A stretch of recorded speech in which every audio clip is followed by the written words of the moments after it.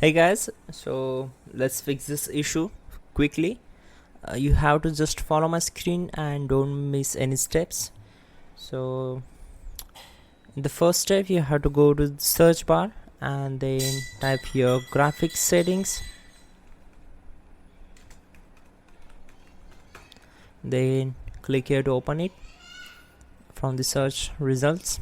So you have to select the Valorant app, or you can directly change to the default graphics settings.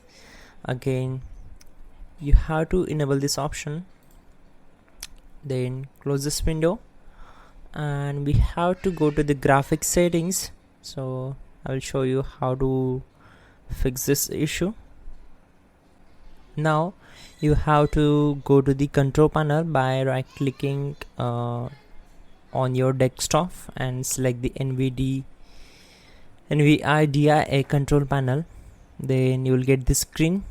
After that you have to select the adjust image settings with preview, and you have to select the last option and make sure set it up to the lowest one, and then click on apply and just restart your system. That's it guys. Don't forget to like the video and please do subscribe the channel. Check out the pinned comment.